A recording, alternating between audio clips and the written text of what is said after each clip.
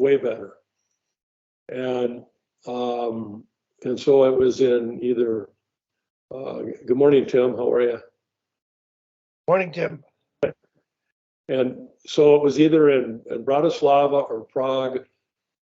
Might have been it was probably in Prague, but he might remember. I also went to Helsinki, and then I went to one in Ottawa, which was hilarious because the games are going on, right? And in those world championships, they play in 2 or 3 different cities.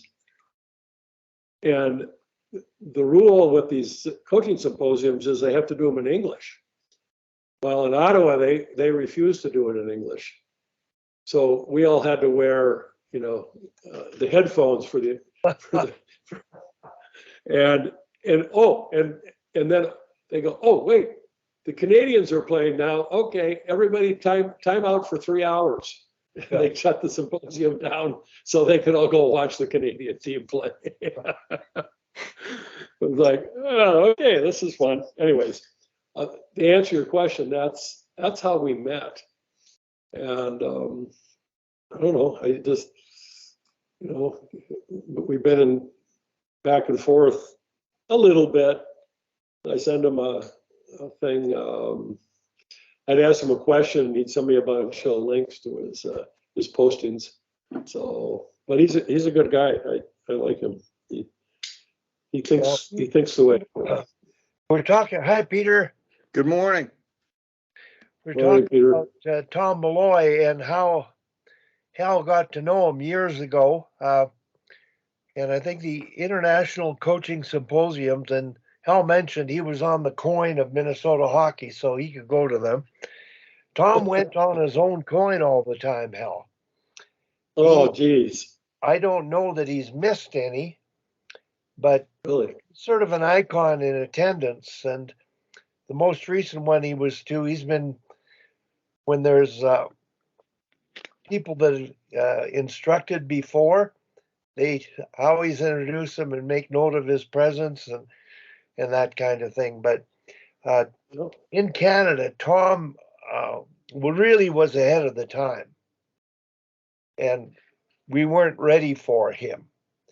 And open-minded thinking. It was sort of like, oh, we don't do anything wrong in this country. And it's really interesting.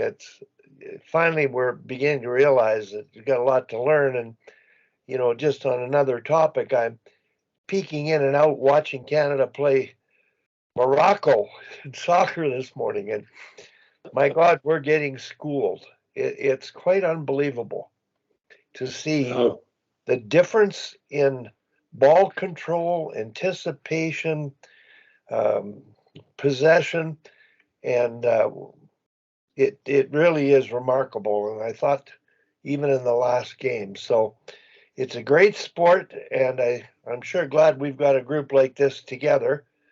And I hope we get some Canadian guys on, but if we don't, that's fine too. But hell, Dan, are you? Can you say hello to us? I most certainly can. Good morning. Good morning, Dan. Now, Hal, have you met Dan before? I'm not sure if I have or not. Okay, Dan. Dan was on last week. Dan, I'll just get you to talk a bit about yourself and what you're doing. I believe in California, but I'm not sure. Go ahead. Yeah, no, you're right. I'm in San Diego, California. I am a 12UA youth hockey coach, and I am the director of coaching development and education for the San Diego Oilers. Ooh. I help our coaches get the resources they need to get educated. I'm also a contributing writer to the coaches site twice a month. Well, Hal, I'm going to ask you a question that we'll see where this goes. When I checked your bio, much like older people on our site, we've got pretty long bios, but yours is one of the most impressive I've ever seen. So I'd like you to tell me a bit about your background. When you finished playing, where did you go? how did you get involved formally with coach education in Minnesota? And you spent a number of years doing that. And then now you're at the point where, like myself, you're just looking for things to do to stay active to help the game. So go ahead, Hal, tell us a bit more about yourself. Thank you, Wally. So I'll give you the Cliff Note version, because as you met, the printed version's 3 pages. So I played high school hockey. I grew up in Minnesota playing outdoor hockey, pond hockey, but we only had a couple indoor rinks in the whole state. And so we're talking in the 50s and 60s. Good morning, Tom. Good morning. And then I ended up going to a boarding school in Colorado Springs and played hockey there. It was not Shattuck. But we had a pretty good team, because we had most of the kids were from Michigan, Massachusetts, and Minnesota. So we had a pretty good group of hockey players. And a guy named Murray Armstrong, who was the coach at the University of Denver, sort of recruited me to come to Denver as a walk-on, along with 2 other kids, another kid from Colorado Springs, and then a kid from Minnesota named Bobby Krieger. And when I got there, I realized that sometimes you end up getting recruited to a college, maybe because your GPA is so high, but the star players are so low and they need to balance. Well, that wasn't the case. What I had was an American passport. And Denver had won the national championship that prior spring with a 100% Canadian team. And Minnesota was threatening to drop them from their schedule. I didn't know any of this till a few years later.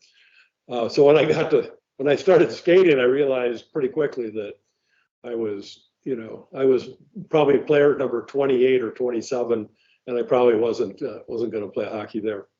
So I left Denver and went to the University of Minnesota to play. In those days, again, you were ineligible, but Minnesota had a JV team, and I ended up on the JV during the ineligible period and hurt my shoulder. Well, that was when checking from behind was highly encouraged, and got slammed into the boards, and my shoulder didn't take it too kindly.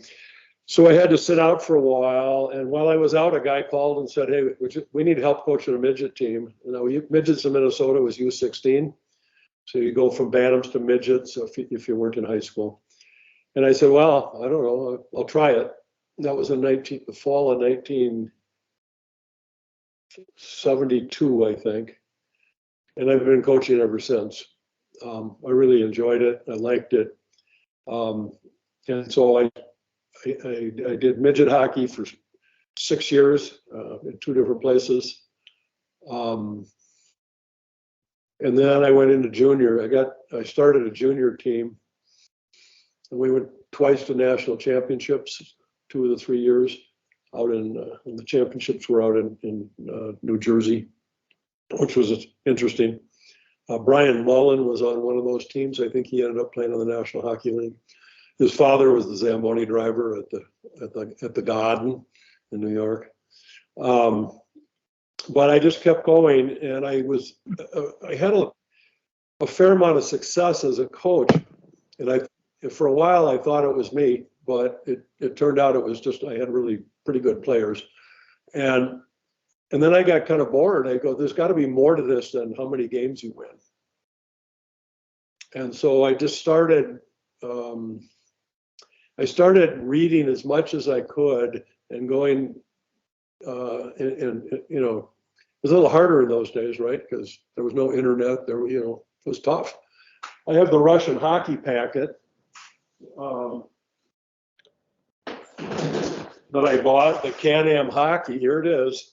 The Can-Am hockey had put together back in the early 70s. And I thought that was amazing. And so I got really curious about how other people play hockey and how to train hockey players. And then so it's like every decade something changes, the game changes, how you teach the game changes, the rules change, the players change. But the game doesn't change a lot. Being an athlete, hello, Sammy.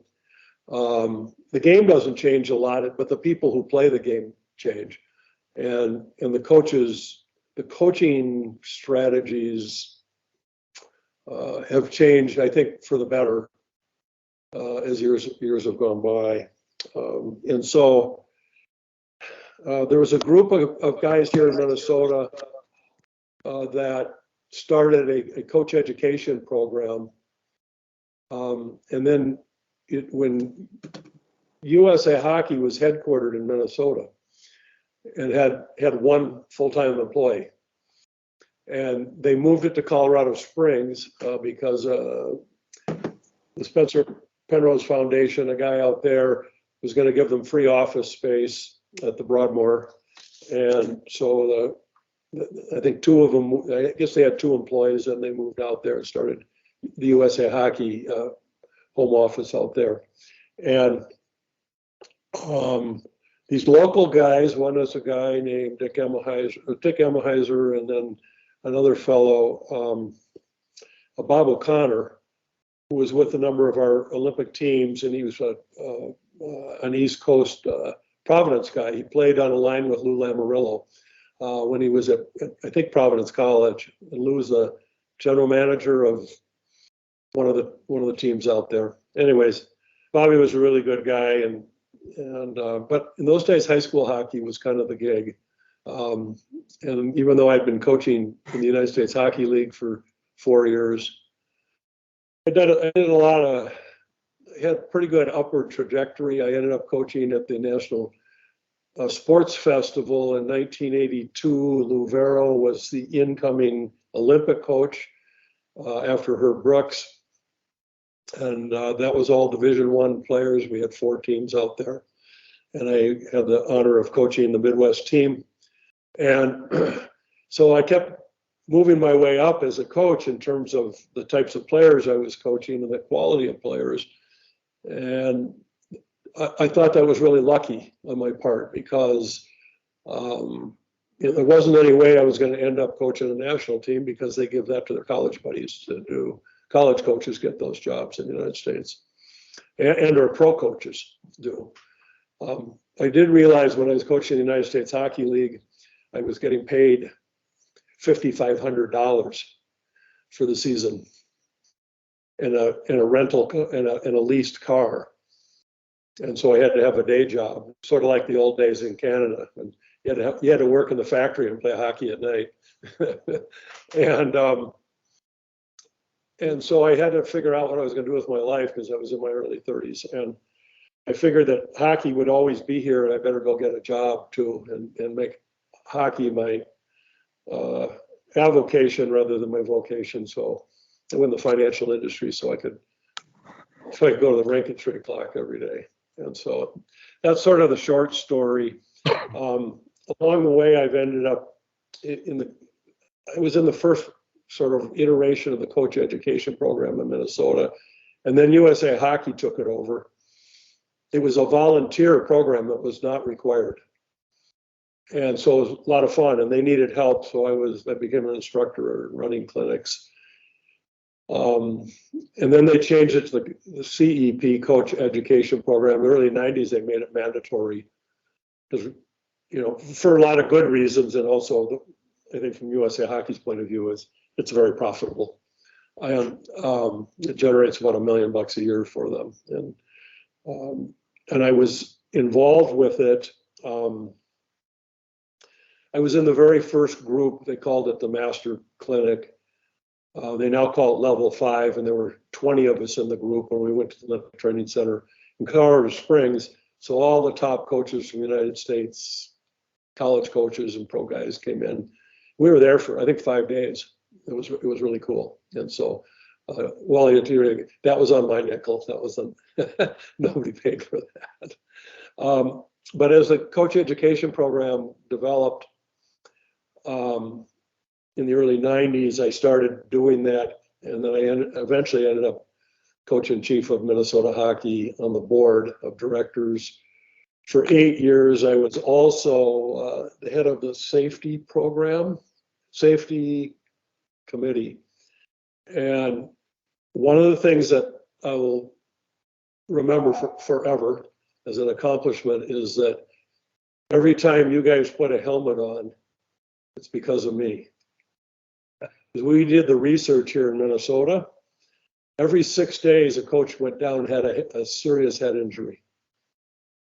And about every 7 or 8 years, a coach died, getting knocked down by players, typically younger ones. And when we did the research, it wasn't super scientific, but it was better than nothing. It was self-reported through 2 districts.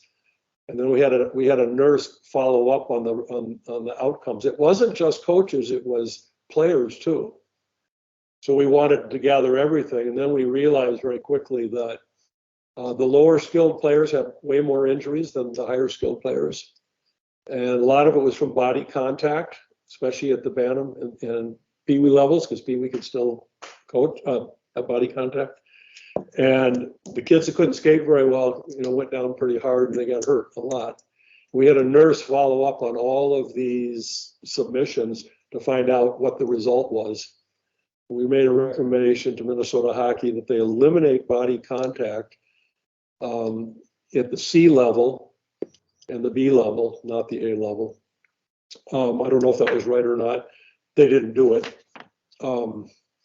But then right when we were in the middle of all of this, a coach got knocked down, coaching his 8-year-old. Had to have the helicopter ride to downtown Minneapolis to the Hennepin County Medical Center.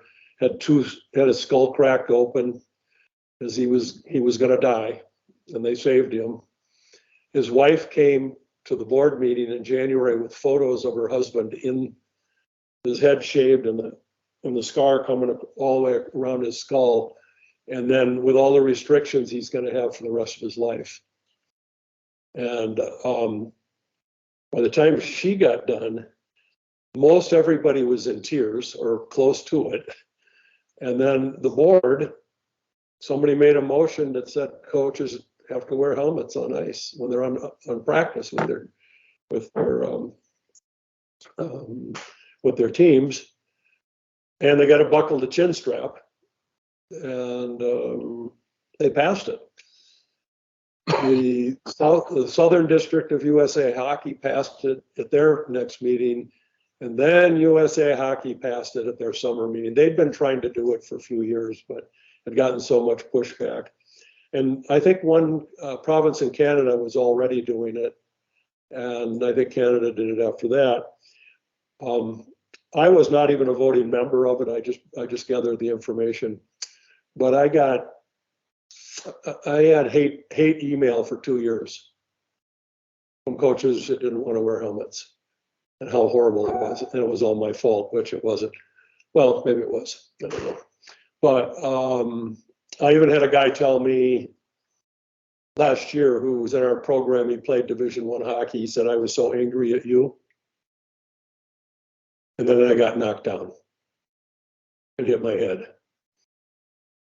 He says, I get it now. I get it. So if I've done nothing in the hockey world, I've saved a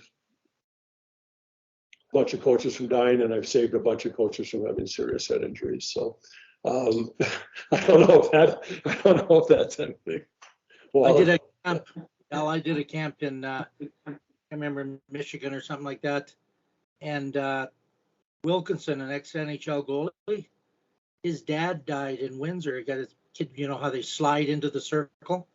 Kid slid in and took feet from under him, and but it was funny this summer. Hockey Canada, I went to the under 18 women and men, and the under 20, and no coaches were wearing helmets in Calgary at Winsport. It's a rule. In the United States, the rule was passed by USA Hockey, but the junior coaches don't have to wear them because they're professionals. That was the deal they cut with the junior coaches. Well, and high school coaches don't. Coaches, but high school coaches don't wear them here either. they get hurt. They get knocked down or they get hit with pucks and get hurt. And so, anyways, so that Wally, that's sort of the short story. I have tried so many ways to help kids become better hockey players. I'm always trying. I tried the Billy Beanie's, the Swedish torpedo or whatever they call that thing. Well, Tom probably knows that. And I've tried so many different ways to help kids become not only better individually, but teams to play better, to play better hockey. And now I coached high school hockey for 15 years with mostly B-level kids in an A-league. That was fun. I enjoyed it. I'm now coaching in a smaller association in the Twin Cities. And it's a wealthy suburb. So kids seem to disappear and go on vacation during odd times. Doesn't seem to be a strong commitment. I know it's good for kids to play other sports, but they're now playing way too many sports, and they all play. I mean, I've got 3 kids on my team that are also playing. They're playing lacrosse all winter too, because if they don't, they won't make the spring team. I mean, it's hard to compete with, and then their attention spans are super short, and so the kids we're dealing with are a lot different. One of the reasons that Wally asked me to get it in to talk a little bit was I had sent him some information about leadership and captains and how to pick captains and what the process looks like and what do captains do. And now I'm talking about, I mean, Sammy, you're running a team full of adults, or mostly adults. And I actually know a couple of the Whitecaps because they tried their hand at coaching and it didn't suit them very well, I guess. But this year, after we formed our team, I kept getting, well, how are we gonna pick captains, coach? How are we gonna pick captains? I go, well, how do you normally do it? Well, normally it's the coach's son, and you don't have a son on the team, so who's going to be the captain? That was their answer. And I said, well, we have to have a conversation about this because my experience, and I found this out quite a number of years ago, I've tried every possible way to pick captains. I've even had teams with no captains because it makes life a little easier, I think. Because if you get the wrong ones, it can be very divisive, and it can create some issues in the locker room at every level that I've been in. When I coached at the high school level, it was a private school. We had kids from 4 or 5 different communities, so they had their own tribe in the locker room. They wanted to sit next to each other. The kids from Maple Grove wanted to sit together. The Wayzata kids wanted to sit together. Whatever. And so I came up with a plan to have not only captains, but a leadership group. So we would solicit opinions from the players and who they respected. We would select a couple of captains, maybe a couple of assistant captains, depending what the team looked like and the ages and what the team was like. And then I would say to them, now, who else should we bring into this group? Because I use a book called the Team Captain's Leadership Development Manual by a guy named Jansen. And it's a book about this thick. It's actually kind of a workbook. It's really terrific. It's easy read. And it talks about leadership, basically, how to be a good leader and what your roles are. If you're a captain or a leader in your team, what's your relationship with the other players? What's your relationship with the coaches? And what's your relationship to the other captains or assistants? And it's really terrific. I've used it with the high school girls last year here, and the U15 girls before that too. They really, because most, so you pick a captain, and then what do you say? Well, what's the captain going to do? So if you put somebody in a leadership position, you ought to give them some guidance in terms of what's your role. So I had a kid one year. He was a captain, and he came into my locker room in like December, and he was a kid from a community called Minnetonka. And he said, I can't be captain anymore. I said, well, why? Well, those kids from Maple Grove, they don't do anything I tell them to do. I said, well, why do you think you should be telling them to do anything? I mean, what kinds of things are you telling them? And we talked about it. He says, no, I said, Hal, you're a leader by example, not by, I'm the coach. I'll tell people what to do. Your job is to kind of keep peace in the locker room and identify when kids are if they're struggling a little bit. You're a senior, maybe put your arm around, a 10th grader and help them understand how we do things here on our team. That's the kind of leadership that you should be doing. Now, I hadn't done the formal leadership training at that point, and that's when I decided I needed to do it. So even today with my Bantam team, the process got too many parents involved. So the leadership group is now 13 kids. But I told them that if you're in this thing, we're going to have 5 meetings. You've got to do the homework. You got to read the book. And so then I had to split it into 2 groups and cut the sessions down. I mean, these are 13 and 14-year-old boys, and one is a girl. And so almost the whole, well, not the whole, we have 19 kids in the team, so we didn't quite get everybody into it. But the others didn't want to be in it, which is fine. We have 2 captains, we have 2 assistant captains, and then we have all these other kids. And we read 2 chapters, and then they read them, and they write in their answers to the questions. It's sort of like, do they understand what the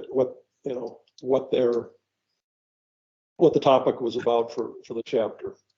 I also give them an assignment. I want them to go, and I think the book says, go interview a leader that you respect in your life. And that was a little hard for them. I said, well, how about your father or your mother? If they have, whichever one has a day job, they're probably in a leadership role of some sort. So get their take on what leadership means to them. But you can be a leader in your projects you do at school. You can be a leader at church, in your church groups. But you can be a leader by choice. And you don't have to defer to other people if you don't want to. And so the conversations are actually quite good. And to me, they read the book, and then I just have them tell me what they learned from the reading. And that helps me develop a better relationship with the players too. And also a better relationship with each other. So I don't think I'll ever go back to having a small group. I'm going to keep having it as a fairly large group of kids that want to be involved in it. And so, as we have probably all experienced in our playing careers, we've played on teams that had great leadership, and we've played on teams that kind of neutral. If it's the best player on the team, they're not necessarily the best leader. They're not necessarily will they be the best coach, a la Wayne Gretzky. where the game comes easy to somebody, it's hard for them to empathize with other players where the game doesn't come quite so easy. And so, but I don't know if this is the right way to do it, but this is the way I'm doing it now. And I think I've always said during the years, I wish I could give this to more kids. Well, now I am. And so I've evolved how I'm doing. I think is it important? I don't know.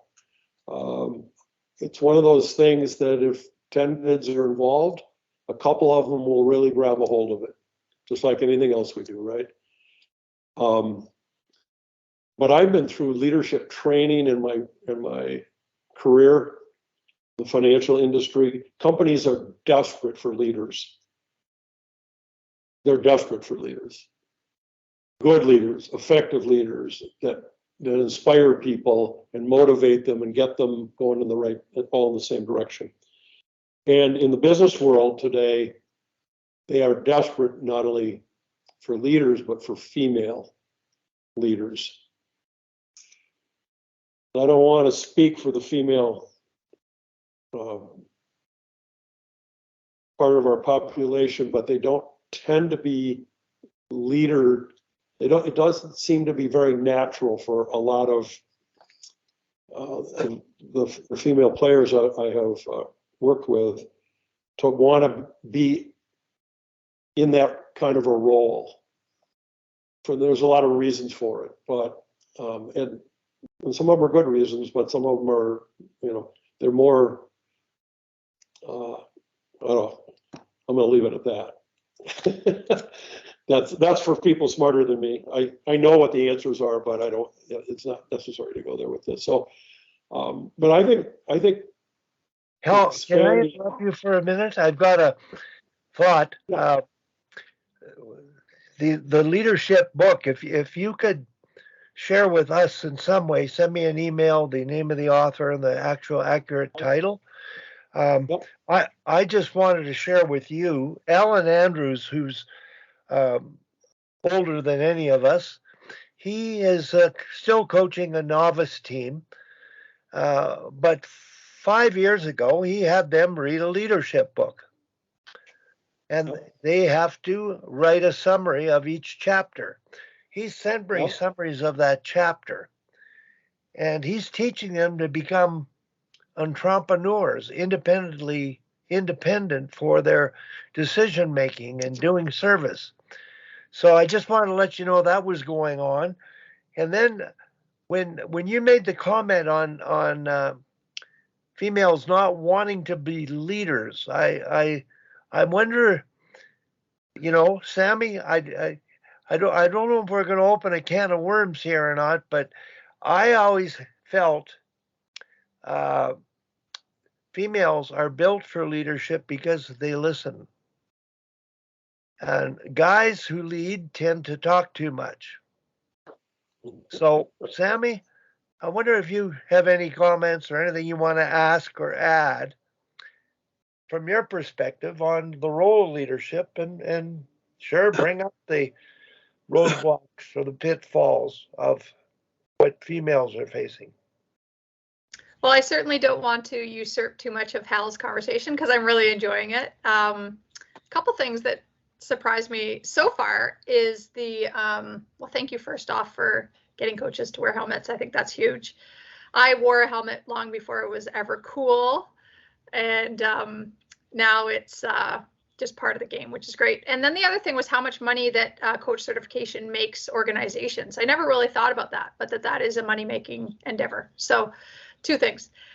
In terms of women in leadership roles, I think, I think both you guys are right. And I think that goes for men too. Some are wired that way and some aren't, but it is as equally prevalent in men and women, I think, as anybody else. I think what happens to people in maybe underserved populations, whether it is gender, whether it is sexuality, whether it is race, is often those people that are the minorities have never been placed in those roles. The expectations have been lower.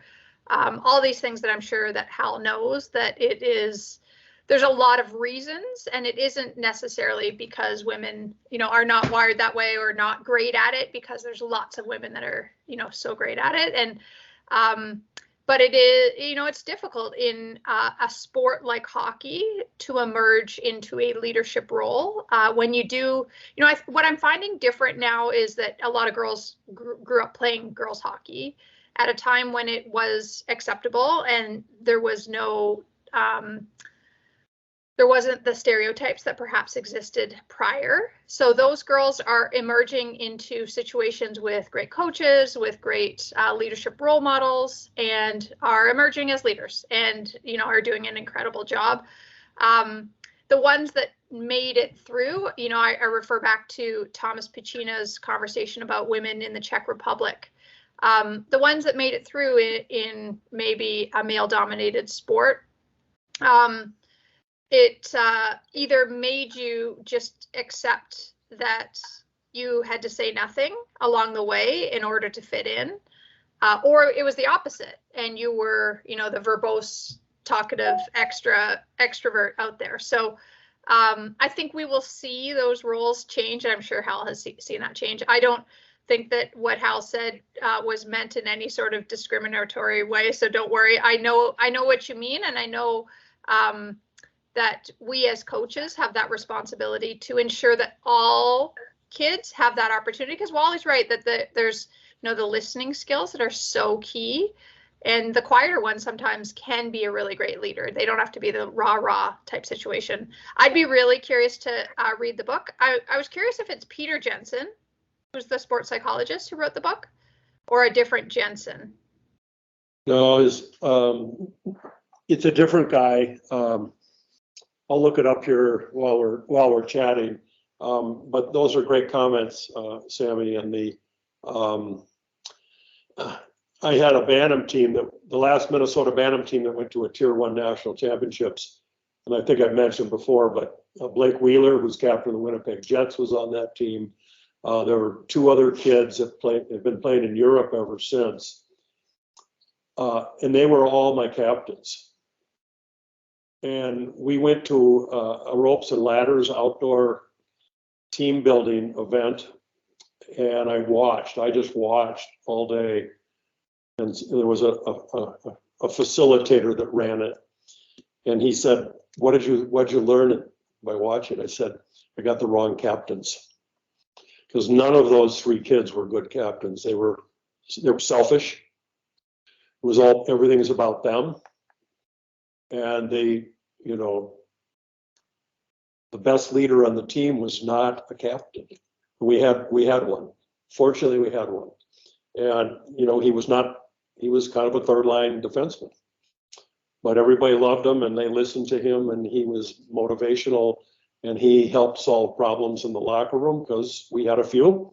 When you have that, we not only had those kids that were great hockey players, we had two players on the team that ended up playing many years in the National Football League. And so that was a pretty talented group of kids. Yeah, what I find difficult on my team with the Toronto Six is every single one of my players was an assistant or a captain on their college team, NCAA Division I.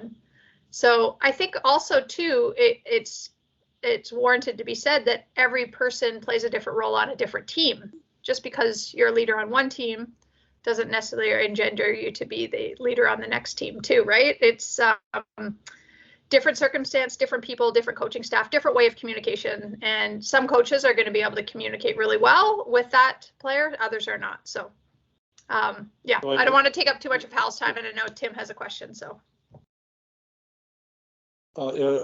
Before Tim, I'll make one other comment. And I tell our players that everybody can be a leader in some way, shape, or form. And everybody has a role on the team. Whatever, if you aren't a goal scorer, and most kids aren't, you have to find a way to lead in other categories. Maybe you can be the number one in blocking shots. Maybe you can be the best at something else, and you can then encourage a couple of your teammates to follow your lead. And that's sort of that internal leadership rather than at the higher level. So we keep, it's just a work in progress for sure. Yeah. Hi, Tim. How are you? Good. How are you? Good. Thanks. Yeah, just to put maybe a slightly different spin on the leaders, women and leadership. So I work for a rather large corporation here in the States, and just before our call started this morning, I got an email where the company has formed a new business segment, and they announced 13 leaders in that new business segment. 8 of those 13 are women. So I just think it's in the world today and in industry and business, without women, there's a huge vacuum in leadership. So any girl that can be placed in a leadership position on a sports team, I mean, I'd say put that on your resume, after college when you're it's just huge. Companies are looking for people that can work with people and lead them and set examples. So again, not hockey related maybe, but on the other hand, very much hockey related, right? Well, I mean, we're trying to teach life lessons. I had a really great assistant coach last year coaching the JV girls team, and she had been a captain of the high school team, and she had played. I don't think she played in college, but she played some sort of a junior thing. And I would come up with an idea, and I'd talk to her about it. She'd go, "No, I don't think so." But she'd say, "Let's do it this way." And I go, "Okay, that's cool." So she was much more in tune with how the kids on the team, would react to something that I might want to do.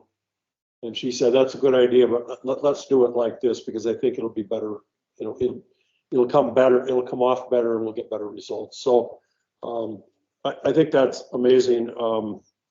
I really have come to the conclusion, though, that for the most part, that we're not too far away from female teams being coached by females. And that's because the female game has grown so much that they're coming out of college and they're coming, and we got the pros, and we got great role models for the kids. And I told Sammy I'm bringing my female goaltender to meet her February 28th when you're in town. So she's really excited. She was amazed. She's read about half the book, but she's just amazed at what you've accomplished. She's so excited. So she's a wonderful, wonderful young lady.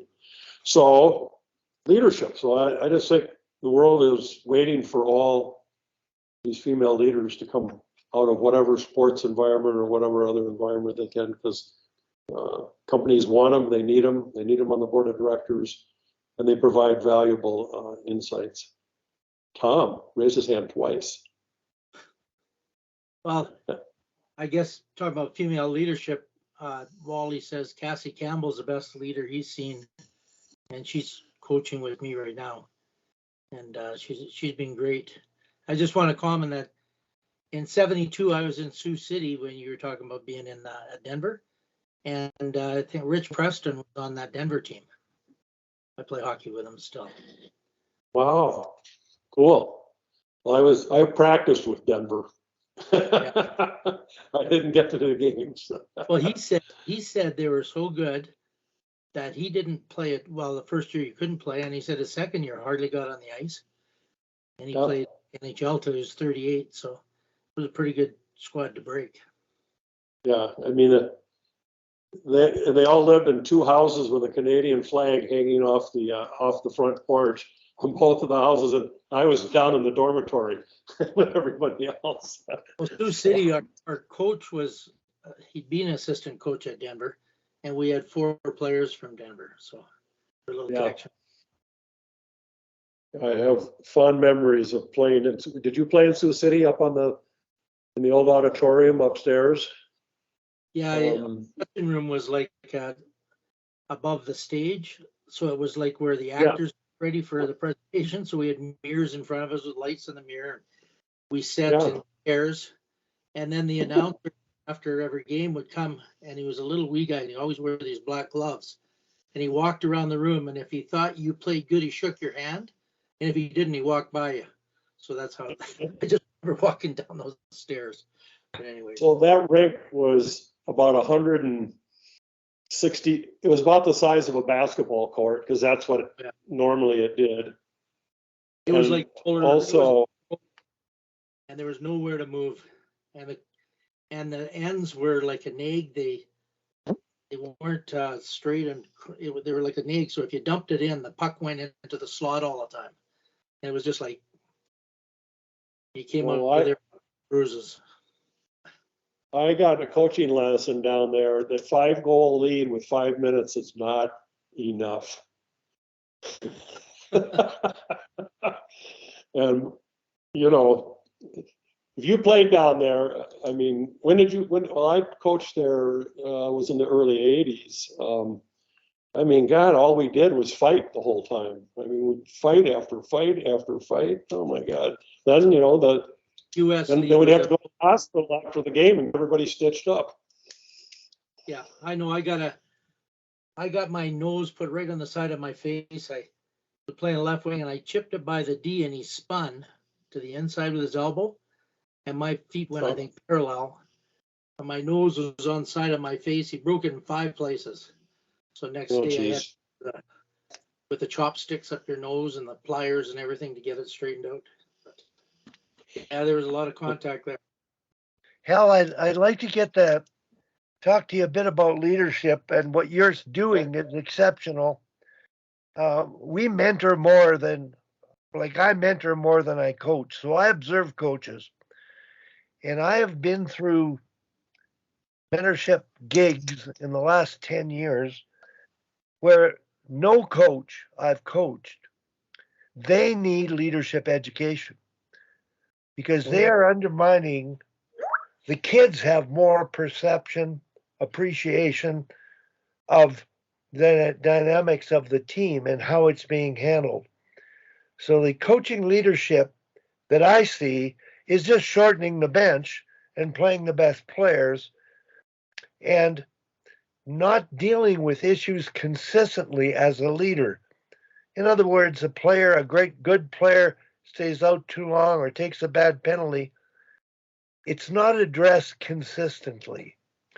And I think we're dreaming if we think adult coaches can do what you're doing, because yours is a lifetime of experience, and you were learning, and you were an open-minded learner to begin with.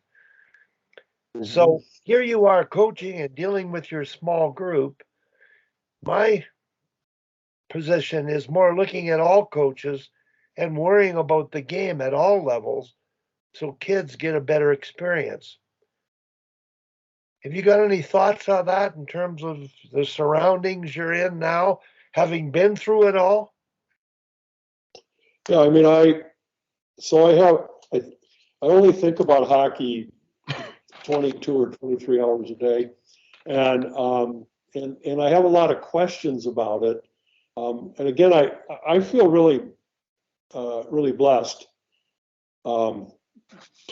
to have been able, not only to be able to do it as long as I've been able to do it. And by the way, I also just signed up to do the deaf and hard of hearing team. I'm helping them also as their head coach. It's not a team, it's just a group, but it's eventually some of these kids will go to a national camp. But I digress. I was talking with a friend, and he might have joined us, but he's a great hockey guy too. And I'm wondering about the stuff we want to teach kids right now. And I've come to the conclusion, by the time they're Bantams, if they have missed this, I coach now. I got this from somebody on this call: hard skills, soft skills, game skills. I split my practices up that way. The hard skills is skating, passing, those types of things, angling, body contact on the wall, all of that. Those are hard skills. Some body contact is also game skills, and then soft skills where we play small area competitive games with you can only hold the puck for 3 seconds. You can only shoot on a one-timer, and we change it all up, trying to put them in game situations to teach them, and everybody gets a lot of touches and so on and so forth. And as I watch kids, this goes all the way up to the National Hockey League. When you're under stress, you revert to the habits you developed when you were young. So when the Wild way back had a Stanley Cup run, they were fine until they got behind, I think, to get Vancouver, and all of a sudden they started taking slap shots again from everywhere. And they don't go in, right? I mean, one of them had a breakaway and took a slap shot, for God's sakes, missed the net from 30 feet out. And so I started going to games and tracking.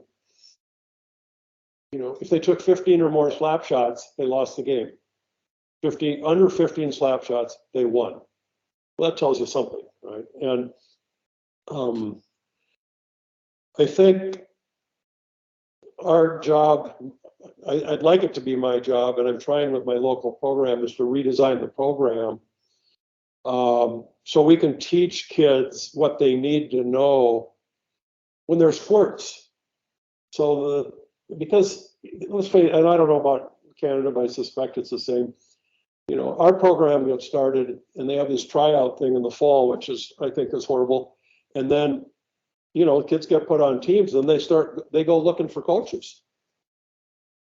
And who ends up coach? Well, one of the dads of the kids on the team, which is fine. But then we don't give them any help.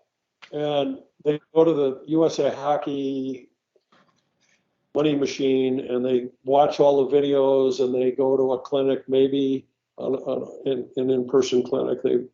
They watch my skating videos and that kind of stuff. But it's kind of all over the board. And then they come back, and I think the rule of thumb is an inexperienced coach who played hockey will coach the kids the way he or she was last coached. So if the high school experience was that dad's or mom's last experience, they'll coach a sport team exactly the same way, because that's all they can remember how to do. And nobody has taught them about teaching skating. And one of the things I find very interesting here, even in Minnesota, is of the kids I have, which are, let me say, the 17 skaters, we do 20 minutes of skating every practice. Power skating, edge work. And as the season progresses, it gets harder. We layer on more and more stuff as they met. Not one of those kids has ever had any skating instruction whatsoever. And they're 14 years old. They've never had a coach do that. What do? Power play, penalty kill, breakouts. That's what most kids get. One of the things I can tell you, if you do the skating stuff, Sammy, you're probably experiencing this with your daughter. Is it right? Your daughter that's playing now? They get better every time they get on the ice. The hearing impaired and the deaf kids, a couple of them are adults, every time we're on the ice and we get done, they're better at the end of the session than they are at the beginning of the session.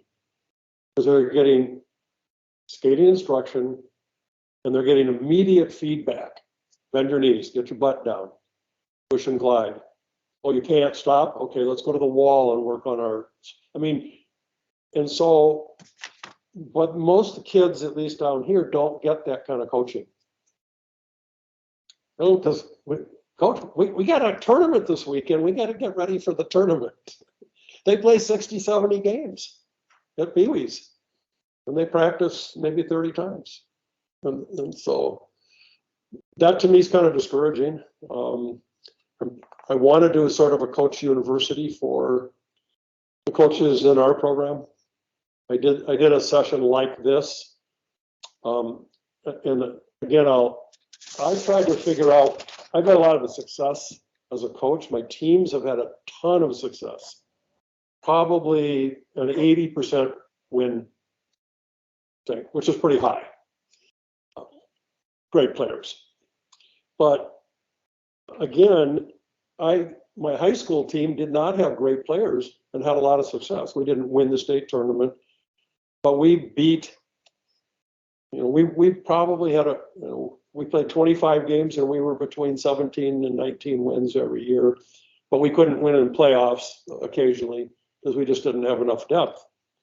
But why? Why does that happen? Well, it's because the environment we put them in and the things that I did to help them become better hockey players and to get them to come together and play. And I spent years trying to figure out why my teams played so well, because I just didn't, and then I ran across a book, The Double Goal Coach from the Positive Coach Alliance. It's a great book. And they now have a nonprofit and they go out and they're into making money doing these clinic stuff. And I worked with them for a while. But there's some great things in there, but I also realized that the guy named Jim Thompson from North Dakota, and then he went out to Stanford and he wrote this book, and it's a wonderful instruction for coaching, how to coach. And I realized that reading it, I already knew most of it, except he just wrote it down in a way that was organized. I didn't know all of it, so one of the things I do that I got from there is we do a winner's circle. At the end of every practice, we do something called winner's circle.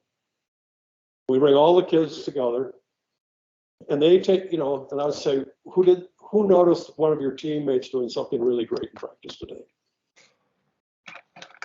Okay, and this comes from the research that to be an effective teacher, your positive to negative feedback is to be 5 to 1 positive to 1 negative. Well, coach can't do 5 to every player, but players can do it to each other. And to me, it's more of it becomes just part of the environment. It's part of what this team does. And I mean, the Chicago Bulls do this when Jackson was coaching there. Now, obviously, he had some pretty good players with Michael Jordan and but those guys all did this, right? And now I started doing this when I was coaching high school, and I brought it over to the girls. Now with the girls, I had to allocate more time at the end of practice because they all wanted to do it. They all wanted, and the boys, it takes half as much time, although they're starting to kind of get into it. And if I forget, they go, coach, we got to do winner's circle. Oh, okay. We do that. We also do push-ups at the end of practice. And the first day we do 1. The second day we do 2. We're up to 20 now. I said, should we go back down? Oh, no. Let's see how high we can get. And they have to do them, one guy leads and they get in the circle, and they have to, they got to do it in sync. It's a team event. They want to do all this stuff. I think it's just crazy, but I like it. It's fun. So you can do leadership stuff, Wally, in all sorts of different ways. And part of, I think, the winner's circle is putting some responsibility on them to acknowledge teammates who are really doing some great things. And as the season goes along, it'll get a little more sophisticated, perhaps. And the next level of that is, and I'm going to tell them, is why wait till the end of practice to tell a teammate he did something really great? Why don't you do it during practice? When he comes back into the lineup or so, say, hey, that was really cool. was really cool. Because I tell the kids that hockey is a constant feedback game. Every time you're on the ice, you get feedback, positive and negative, and most of it's negative. Every shift is mostly negative feedback and occasionally positive. And positive is when the puck goes in the net, in our net, in the other team's net, not our net. But you're getting feedback constantly, so you have to be aware of it, and you have to accept it and take it in and learn from it. It's just the way life is. So let me see. Dan, did Dan want somebody else want to? Dan, did you want to talk? No? Okay. Yes, sorry. I just put food in my mouth. I want to make a comment while Dan's just eating. I can tell that Tom is also watching the game at the same time. So Canada is playing Morocco in World Cup soccer right now, and I feel like some of us have it on in the background still listening, and Canada just missed. So I just want to, if we happen to be like this, I just want to let you know that it's 2-1 now. It's 2-1, but Canada just put a header off the post. Okay. Anyways, I digress. That sometimes I'm super excited about what you're saying, though, too, Hal. And I can see Tom do this. Hal, I had to walk out. I got my coffee and just saw the score because the giveaway on the first goal in the first 5 minutes, the goalie just kicked it indiscriminately up the field, and they received the ball and kicked it into the net. So I'm sort of psychologically torn, trying to figure out whether they're that good or we're that bad. So, anyway, but I did want to say, Hal, I love that leadership circle idea. What a great idea. I saw that happen in Ultimate Frisbee. They do that. And they do that at the end of it's like in the rule book. You have to do that, but you include the other team too at the end of the game. And you have to say either something on your team or something about the other team. I just saw like a 10-year-old Ultimate game happening. And so there's no coaches leading it. It's just the kids. It was really amazing to see. I think that's cool. When I was in high school, which was in Colorado, the teams did not shake hands at the end of the game. They went to their locker rooms, and the winning team then went and visited the losing team in the locker room and walked around and shook hands, which I thought was really quite interesting. I'm not a big fan of the handshake on ice after games in youth or juniors, and because they're not sincere for the most part, especially with teenage kids. It's just a good game, good game, good game, good game. They don't, and I try to teach the kids, slow down and look them in the eye. And when I notice a really good player on another team, or if their goalie played great, if we're shaking hands, I'll hang onto it and I'll say, "You had an awesome game tonight, son. You really played well. You're quite a hockey player." And I said, "Good luck in the rest of the season." So you can take this stuff out beyond your own team and do that. The year before the pandemic, my high school team, we had to cancel 4 games because I had 8 kids that were homesick for like 10 days. Now, was it COVID? I don't know, but in those days they called it flu. But it was pretty close to when COVID officially showed up. And but I had suggested to our opponents when they played us that after the national anthem, everybody turn on the blue lines and one player go across and you just, with your glove on, knuckle bump one other player, and that's it, and no handshakes at the end of the game, because that's a petri dish just waiting to happen, right? Except for the kids that didn't play, their hands are cold and dry. But and everybody thought that was crazy. Okay, well, I've been called worse things, and because I just didn't seem to think it was, it's like have a nice day when you go to the gas station and the kid says, "Oh, nice day," as you walk out. There's nothing sincere about any of it. It's just kind of a showy thing. The National Football League games are over and you can see all the players on both teams are all friends and they're hugging each other and giving each other a hard time a little bit. I think that's great sportsmanship. Hockey doesn't do it until you're eliminated for the season, and then they handshake. And colleges don't do it until the end of the series, I think, or maybe I don't know. So I'm always trying to think of ways to make the experience of playing hockey more valuable than just playing hockey, and build relationships. And I'll go back to saying, when I found that book, it helped me understand why what did I do works. And it must be uniquely me, but it isn't because I'm a smarter hockey coach.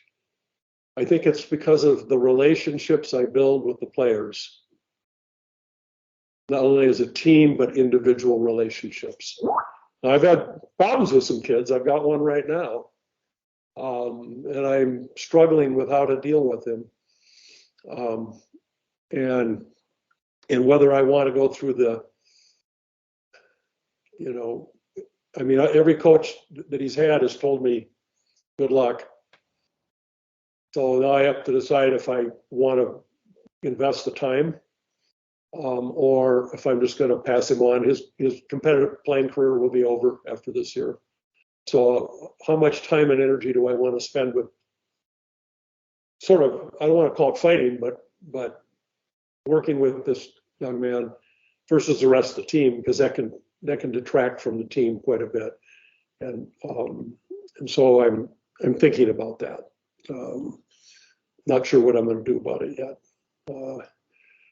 But it's having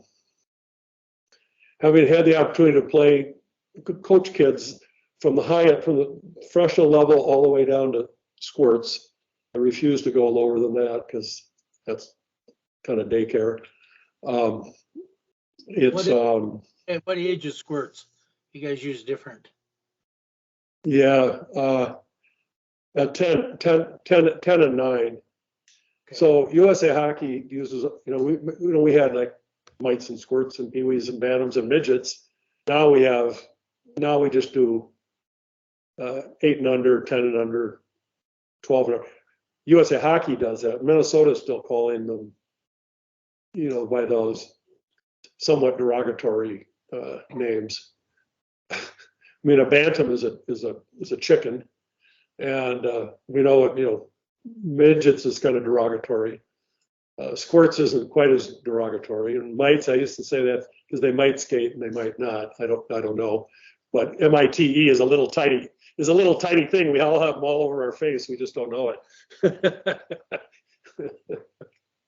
So they're migrating away to just because in the girls' game, female game, they never use it. They use U15, U14, U12, U10, whatever. Then on the schedule that was a girls' game. Well, now it's going to be, the boys are going to be the same also. What do you guys do up there, Tom? We've gone to that too. So I'm coaching U13 girls. Yeah, ever. Then on the schedule that was a girls' game. Well, now it's going to be, the boys are going to be the same also. What do you guys do up there, Tom? We've gone to that too. So I'm coaching U13 girls. Yeah. Because we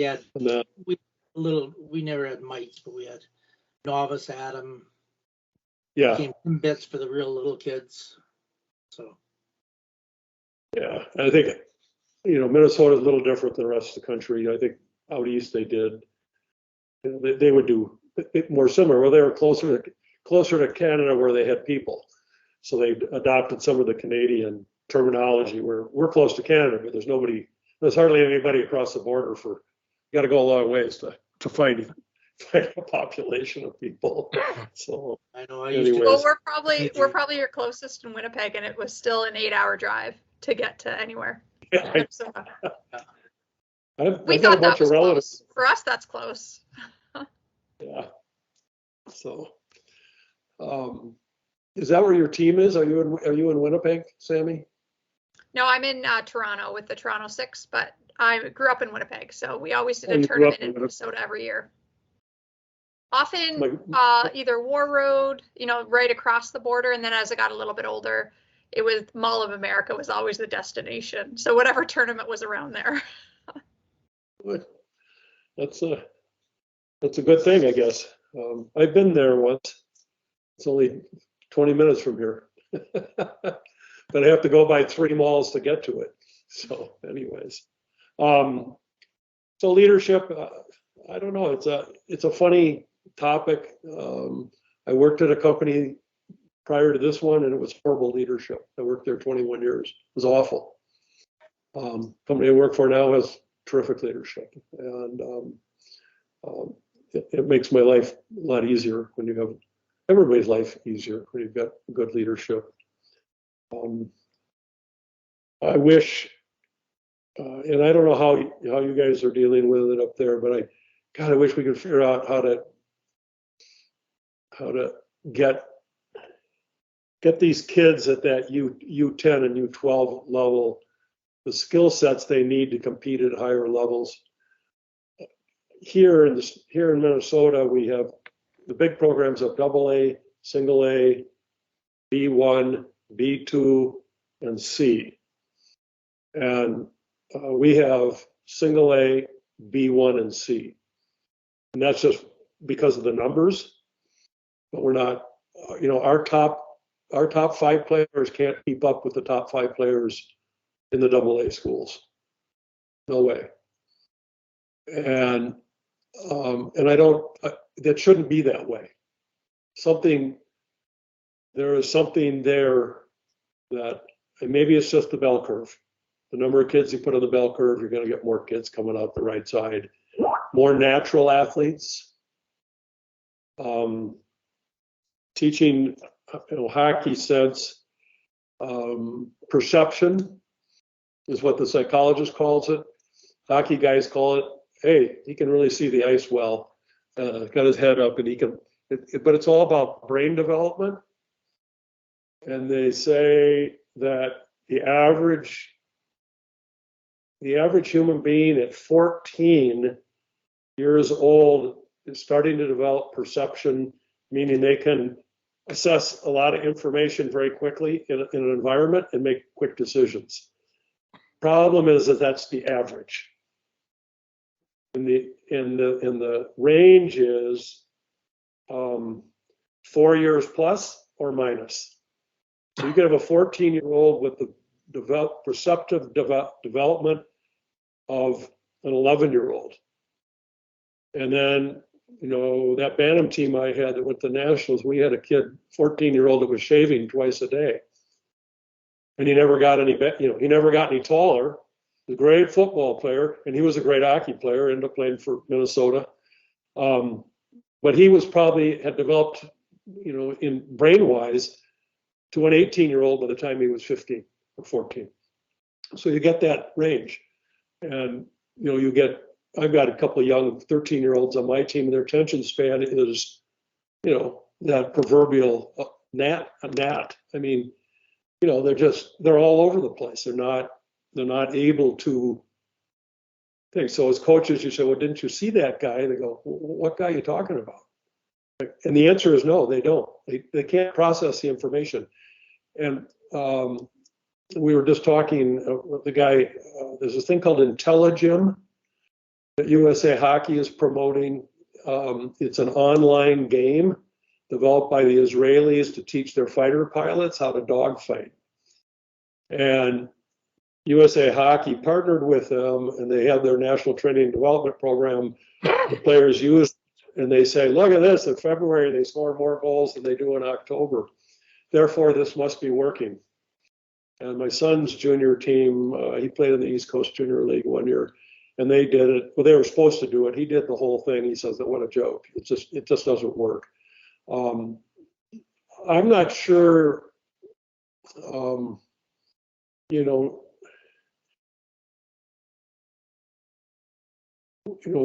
than 1% make it to the National Hockey League. And as the girls' game grows more and more, fewer and fewer are going to make it to the top to professional women's hockey, right? And so are we trying to teach a pig to sing at 14 or 15? It just annoys the pig and frustrates the coach, because they don't have the ability to do what we're asking them to do. It's not their fault. I don't know the answer to that yet, and I don't know if we'll ever figure it out. Hal, could I interject here, because this thought's rolling around in my mind. There's two things here. You know the why of coaching. In other words, you know why you coach. And I believe it's to develop life skills, teach respect, teamwork, and you have success. Most coaches, they're coaching to win, and they forget about all those other things. So they're yelling and screaming and telling. Now, when you talk about hockey sense, I believe you can teach it as soon as they can skate, handle a puck, and play hockey, especially the whole ice. But at U8 here, it's half ice hockey, mandated across the country. And if you give them a simple picture of a shape, let them make decisions within that shape. Mm-hmm. But coaching today is always telling. And the player isn't taught to think and make decisions. They're waiting for the coach to yell at them or tell them what to do. They've never been asked a question to think about it. And we have to go from yelling to telling to asking. That's something we've been working on for 10 years here with minor hockey associations. And so the bench feedback now, when you talked about your winner's circle, that's a great concept, because the players learn to praise each other. And I felt when I was playing, the best coaching comes from the players who talk to you when you come off the ice, and particularly when they praise you for something you did on the ice. So I'm trying to get coaches to change their mindset from telling to asking, being constructive, being positive. But when the players are positive with each other and praise those good little habits and details, you're going to have a better culture, a better atmosphere, and be successful. So a lot of this idea on hockey IQ, I think it's stifled, extremely stifled. And I'm not just talking at the lower level, I'm talking at the national team levels. They don't think well for themselves. There's no freedom of play and innate enjoyment of play, because it all adds up to a frustrating, tense experience trying to win. So pardon me for stealing a bit of your time. No, you're right, 100%. And a great example at the National Hockey League level is Cole Caulfield out of Wisconsin, who ended up getting traded to wherever he is now. Montreal. He went from the fourth line to the second line, and they just turned him loose, and he scores every night. But he got the right coach, huh? He's in Calgary tonight. Yeah, I mean, and the kid's a natural goal scorer. I mean, would you hire Ovechkin and make him block shots? Hell no. You got to be smart enough to know what you're. Tom, Tom, can you comment? Tom's coaching so-called Elite U13. There's 2 teams, and he can't get everybody out to practice those skills and apply those skills. So the degree of commitment to being better and getting better and appreciation, there's a time where they have to realize if they want to get to that next level and want to improve. Tom, can you talk about your frustration dealing with that? Well, they only gave us 15 players, okay? So you don't need to be missing very many before you really can't You need at least 12 to do a lot of things you do. And then it's not, like the last practice, we had 14 to 15. And I think a few practices ago, we have 11 and then we had 13. But there's been this big flu and some other thing going through. People have been really sick. So it's not, and the commitment was also from the parents. We've had some really rotten weather. Do they want to drive out in a blizzard? And so I just find that you're really limited what you can do. And then you hate to do some things because they missed it.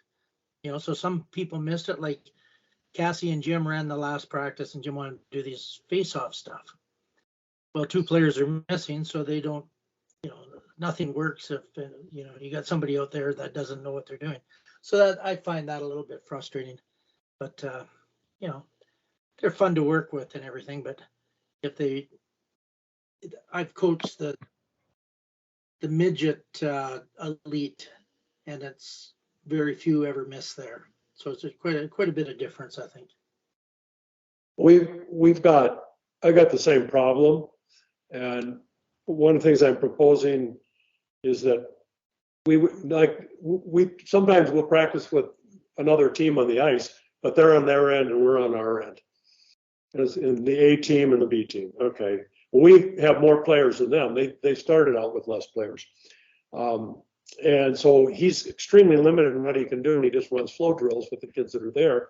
We'll get an hour and 15 or an hour and a half sometimes. It seems to me that we should put the 2 teams together, and we should be running stuff in both ends of the rink for an hour. We should be doing hard skills. We should be doing things that these kids need done, and then each team gets a half an hour either at the beginning or at the end and gets full ice. But we have an hour, so we go for an hour and a half, and we get a lot done. And so then, if you're missing players, if one team's only got 11 or 12, well, how do you do stuff? And I had to do. We're working on face-off. How to line up, how to take face-offs, where people are supposed to go. And I had to do it 3 times because I was missing so many kids every time. Yeah, but we've done that too with a 90-minute practice on the combined. Yeah. We'll go 30 and then everybody together 30, and then the other team gets the last 30. And once we practiced together and did a power play, specialty team practice, took turns with power plays and that. Yeah. I mean, to me, when I look at our program, to me, all the teams at every level should be connected. Well, the C team I also recommended that the C team practice way less and play way more games and play them outside our rink, play them at other people's rinks.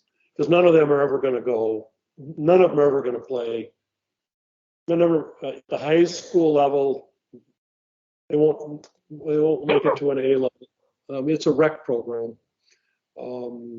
The other thing I want to do, I'm glad I have you on here. I'd like to have our tryouts in April for a 25-player pool of kids, and that the coaches interact with them in the spring, and then you quit in the middle of June when school is out, so they can play their other sports and they can go. In Minnesota, everybody has a cabin, except me. I live in my cabin, and so they have to leave on Thursday to go up north and come back on Monday to avoid the traffic. And they take that 6 weeks, and then in the middle of August, kind of reconnect. August, September, October, but you shouldn't really get going until November, because a lot of the kids are playing football. And so they, not only are they playing football, they're getting hurt. And so they don't show up. They don't show up for tryouts. They don't show up once the teams are made because they're busy doing other stuff. They go, well, why are we fighting through this? So it's this commitment level of, I'm going to show up. I've had while we've been on here, I've had 2 calls from parents and players. I'm sure it's because, there's, I don't know what it's about, but we'll find out. Once the girl, the goalie, I think she's been pretty sick. We'll be interested to see what her dad has to say now. We have 4 games this weekend, 2 on Saturday and 2 on Sunday.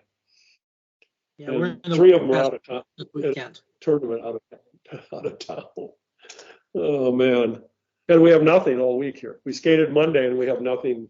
We have 4 days of no hockey. Not working too good. So everybody's got challenges. Winnipeg this weekend. We're doing what? We're playing. It's called the Wick Fest after Haley, I guess. And we're playing 2 Okay. teams in Winnipeg this weekend in this tournament. Yeah. Play 1 game tomorrow, 2 Saturday, and then more if we do well. Yeah. So do your teams up there get going in the spring? No, they pick them in the fall, but we don't basically kids can't play high school football if they're playing any kind of elite hockey. It's really a pity. Minnesota, you can still, I know Yes. they'll let them play high school sports, but here it's kind of every sport's the same. My son- Ontario, the tryouts are all in April. Okay. Yeah, for boys and girls. Yeah. And so it was weird moving from Winnipeg where there's September tryouts. What was weird about it is it now becomes full season hockey. So they try out in April and then they start and they play with their spring league teams are these teams. It then becomes there's no other time for anything else. So I don't know that it's necessarily the best thing because then they're with that team all summer. They do dry land. They don't really allow them to play other sports. I went to it. We were practicing about 2 weeks ago. Maybe I mentioned this, but there was a under 13 team boys team, and they have this breakaway league here now. So it's kind of like spring hockey. So they're playing and pretty good players. They had their own skate sharpener, and they had those that machine where you put your gloves on there to dry your gloves between periods. I mean, 12-year-olds don't sweat that much. But, they're all coming to the games. We're playing Div 3 boys, and the last game we played, this team is clobbering everybody by 7 goals. They all came with suit and ties on. And I couldn't believe this. They're like 12-year-old kids. And yeah. But we were right with them. So we hit the crossbar with 1 second left. They beat us 2-1. But we were right with them. But, so it's girls playing in a boys league. When I see teams like that, it tells me that the coach, it's a power issue with the coach, and who probably never played much hockey. I've seen in fall leagues here, boys, and the coach shows up in a suit. It's just wreck. So anyhow, what else can we talk about here, Wally? What other questions? I've got Dean Holden has joined. Now, I don't even know if he's listening. Dean is he was excited about you being on, and he's doing research. He's doing a doctoral paper in coaching. He's coached around the world. He's been involved at all levels. And Dean, thanks for letting me try to run the ice time tonight with D-zone cover close to the arena. And he's trying to figure his sound out. But I want to get Dean to introduce himself. And Dean, we've had a tremendous talk on a myriad of topics. The primary one that, to me, that stuck out was the idea of leadership, the importance of positive coaching. And Hal had talked about the winner's circle where players gathered at the end of practice and had to praise each other in different ways. And he's working with the Positive Coaching Alliance has created and you're familiar with it. I see the head nod. Yeah. So he's on the same page, I think, as we are. But Dean, if you got your sound working, I'd get you to introduce yourself and and see where it leads. Yeah, thanks, Wally. Can you guys hear Because me? Dean's doing Yep. research, I believe, on hockey IQ. And Dean, what is your email address title? Sport IQ? Yeah, get sport IQ at Gmail. Go ahead. Yeah, so I'm writing up my dissertation right now. Basically, it's a doctorate in sport coaching, and it's through a sociological lens of sport.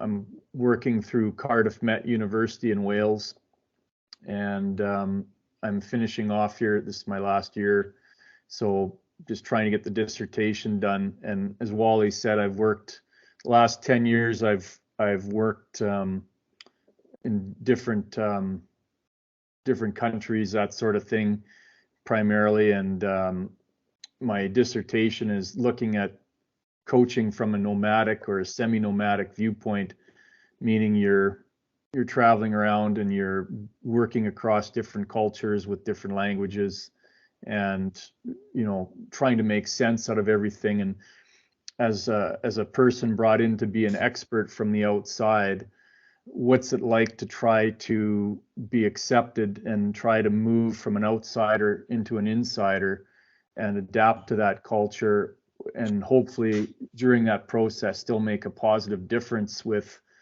whoever you're working with, be it a team or as a coach developer. So that's essentially what the research is about. And I was able to gather data through my most recent posting was in Romania and Hungary before COVID hit. And so I have field notes specifically for that purpose. But in the years past, I've kept a personal diary, and so those diaries are also going to be part of my research as far as memory joggers about what it was like to work in South Korea and Scandinavia and Sweden and Finland and Central Western Europe as well as Eastern Europe. So kind of a large and a lot of different cultures to look at. So it's really nice to get those big differences in culture, because then it adds to the perspective that one gets living through those experiences. So that's kind of where my research took me, and writing it up, hoping to make sense out of it. That's interesting. I'd love to read it when it's done. I've done some, not research, but I know some guys who've done a lot of work with multidisciplinary decision making, reaching out of, let's say, just reaching out of hockey into other disciplines, which would be psychology, sociology, even what am I trying to think? Kinetic learning, like what the PT people go through, kinesthetic, I guess, and bringing multiple points of view together to help in decision making and working with groups of people. So I was thinking that's where you were going when you started, but maybe it is where you're going. But it must be fascinating. What a journey you've been on. Yeah, I think there's definitely a lot of aspects around decision making, because everything that everything in life is a decision you choose to do or not do. And so by choosing not to do something, you've made a choice. And I mean, even Shakespeare makes note of that in one of his plays. And I think as a coach or a coach developer, we make so many decisions every day on top of our personal decisions. So certainly from a hockey perspective, decision making and hockey sense, hockey IQ, sport IQ, I mean, certainly it's one of the most coveted characteristics in a hockey player. So I've read a lot of the stuff, like when Dave King went over to Russia a couple of different times and published his book, The King of Russia, and then also some other notes and papers on that. And several guys, Hal, from USA Hockey have gone over as well. I know I'm drawing a blank on the names right now, but they've sent me some of their kind of anecdotal papers and findings when they've worked overseas, with different federations in different countries. And I mean, I think there's guys that still go over annually, like Norway and Scandinavia, and interact in the summers over there. Dean McIntosh, when he was in the role of coaching developer or coach director at Hockey Canada, also went to Russia and wrote a paper internally for Hockey Canada. I've seen that. I know Tom, I see Tom's smiling face on here as well. I know Tom's been over in Salzburg with Red Bull, had a great year over there, and he and I actually Skyped when he was living over there. And Tom, you infected me, because I went back over there myself to see it for myself and visit Pierre Paget and get a tour of the Red Bull facilities. It's a fantastic place. But yeah, lots of cool stuff when you start to mix your passport with hockey and get a chance to travel. I know Wally's been in Japan and all over. I mean, I don't even know who else on the call. I only see 4 faces here on the screen, but I tell you what, like, sport has a great ability to let us get out and see the world and have our perspectives challenged, and help us to grow our perspectives. So a guy that had a great passion for all that was a guy named Bob O'Connor who lived here in the Twin Cities, and he built a library of materials that he collected overseas when he was traveling with the Olympic teams or the U.S. national teams. And whenever he bought something, he bought 3 copies of it.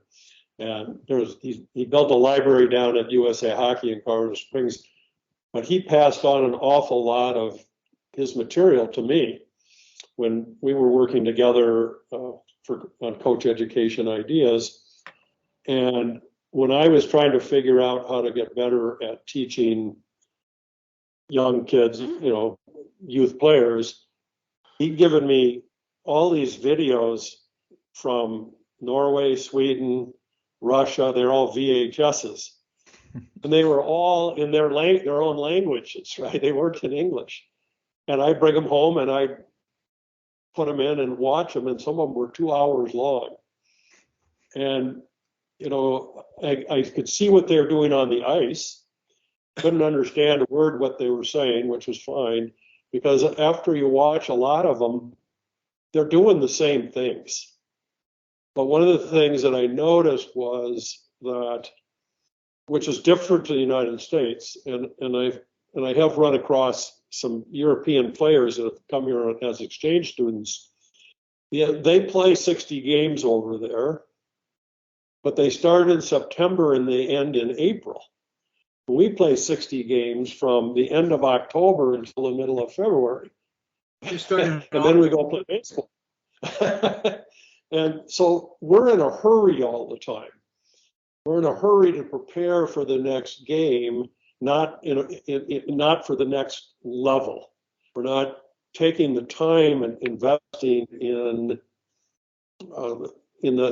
helping kids develop the fundamental skills they need, so that whatever hockey IQ that they have, they can utilize it. I use this analogy of a toolbox, and if a wing doesn't skate well enough to do an outside escape well, they're never going to do it because he doesn't have the confidence to do it. So that's a tool that he doesn't have in his toolbox. If he doesn't have the ability to do, a really hard C cut to come across the middle quickly because he doesn't skate well enough, he's never going to do it. So what do? They just go up and down the wing and make bad plays year after year after year. And I think we let the kids down by getting them out and playing games before their skill sets will support them. Now, USA Hockey has, through the American development model, has, what skill sets you should have by the time you leave each level. But no, at least here, nobody pays any attention to it. Mhm. That I can tell. Hell, I don't believe USA Hockey or Hockey Canada teaches how to teach skills. I agree. And I want to bring up this point for everybody here. Back in your day and my day in the 70s, when coaching certification and education became a part of our governing bodies, you produced videos on the teaching aspect of that. I And did. that slipped through the cracks, but there is something that we haven't done that we did in coach certification here that they dropped. And that was teaching biomechanics, Mhm. 3 principles that I can cover in 15 minutes and use them as a team builder during a coaching clinic, which allow me to teach in a whole part, whole breakdown, progression, regression for specific skills to do everything you said.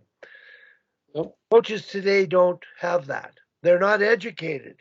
So now we call in these experts to do it. And kids aren't being taught how to turn both ways, let alone do an evasive tight turn with a puck. So they acquire it by trial and error, and repetition is good, but there may be some teaching elements. And I know there are in transition skating because I had to do that forward to back with the national team because we played the Soviets and we had to learn to transition skate. So to me, coach education, it's up to the governing bodies. And I don't think there's 2 aspects that are lacking. One that's the most costly is ethical coaching, understanding why you're coaching and getting on the same page of developing the life skills that are going to develop better players and build better teams to win. The other is the technical side of teaching coaches how to teach by understanding a little bit of fundamental biomechanics. And this may help with those skill development. Right now, when I look around to see the skills that are being developed, it's more by trial and error than by teaching of the skills I'm talking about. Well, I think you're right. And, in the early years of the coach education program, we would go on the ice with the coaches. And it was basically to teach them how to teach skating. And I would do that, and I'd run into a coach in February to go, unbelievable the difference that made with my team. Thank you. Then I did it at the district level. We offered clinics, on ice clinics for coaches. We did that for a couple of years because ultimately the future of the game relies on the coach in the youth ranks, and that the quality of experience that the kids have with the coaches and in their development at the local levels, like they say, all politics are local, right? I don't think you can rely on the national governing bodies. I mean, we got 60,000 youth coaches in the United States, or maybe more, and they'll watch the videos, but they'll never do it because they'll never experience it. And if you don't take them to the ice, and I'm hoping I'm going to be able to do that with our coaches in our program, but well, I can't come. I got to do this. I got to do that. I got to do this. I can't spend an hour, or I already know all that. I don't need to do it. And so, well, you do. And I'll circle back, and when I did that before in the coach education program, I would bring 6 kids out on the ice.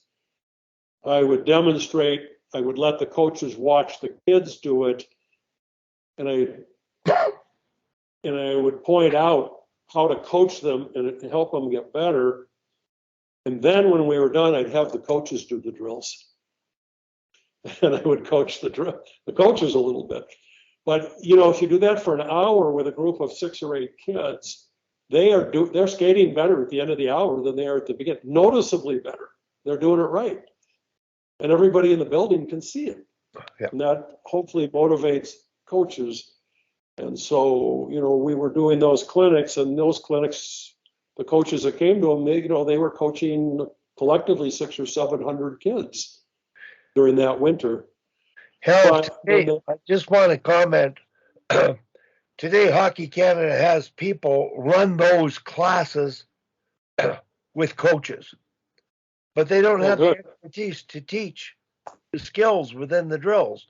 They just do the drill, play the game. Oh, They don't yeah. teach the skills of skating without a puck and then with a puck.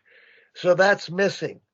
Now, Dean, if I Yeah. can get your attention for a minute, Dean, I want to talk to, I'm doing Dean's Ice Time tonight. And Dean, is that still on? He's busy doing his research, but I'd like to talk. Dean, are you listening? Yeah, sorry, I had my mic off there. Yeah. Rookie mistake. Because I want to talk to you about what we're talking about because it relates to tonight, Dean. I don't want to do it for your kids. I want to do it for the coaches. Yeah. Because you're going to leave there and you can't be there tonight. Yeah, I've got my daughter in gymnastics. No, I appreciate that. That's the reality of it. But it's more important that I do this tactical teaching practice because I'm doing a stop and tee start and snow plows with your kids. Not much, but why would I do that tonight? Well, that's the skill foundation on what you're going to talk about with D-Zone. Totally controlled skating, toe cap square to playing the one-on-one. Then I'm going into a walkthrough of the system, Hal, man on box behind, moving an imaginary puck around to the four corners of the rink, and then on the half wall. So there's a man on box behind, and when the puck is at the half wall, it's a house at the hash. The roof of the house, man on. But inside the walls are the net front and the sagging people. I'm covering the picture that they're going to have in their minds to skate the game and get to where they should be to survive it. And I'm going to be doing Dave King's progression that we did with the national team because of the Soviets. 1 versus 1, 2 versus 2, 3 versus 3, D-zone scrimmage, where you have to skate the puck out past the top of the circle, but they're going to learn how to play man on, stick on, halfway with the first, second, third player. So in terms of Hal talking about the skill, connecting the skill to the hockey sense, that's what I'm going to do tonight. And it's not important for the kids. It's important for the coaches. So I've got permission talking to the U13 coach of the last team. I told him, I said, I've watched your practices. I said all I can. I said, I want to run a practice from the bench. And he's receptive to it because I'm not going to waste time watching anymore and just putting check marks on. Yeah. If I've got something that needs to be, that's cardinal for a coaching point of view, I address it. And I address it when I do HP1 and Development 1 evaluations. But there aren't many people that can address it doing evaluations. So we've got our wheels spinning on the developmental teaching side, and it's just sort of a check mark. Oh, give him a pass, give him a pass, let him go on. So I've really said the most important thing isn't what I'm talking about here. It's about what Hal said. The value of coaching, the purpose of coaching, treating them well, be positive. If you can't teach, be positive. You'll have a better impact. So I think that pretty well summarizes the way I view the game today and how I'm disappointed in at our age, Hal, how can we make a difference and influence people to adapt some simple things that aren't that time consuming? But it's all about education. I agree, 100%. Got to get an audience to tell the stories to. So I'm working on it here. I'll keep you posted and see if there's something that we can get done. But it's a tough battle in the youth programs here in Minnesota because it's being run by the parents, and it's the same up there too. I know. But if you can get better outcomes, then people will start to listen.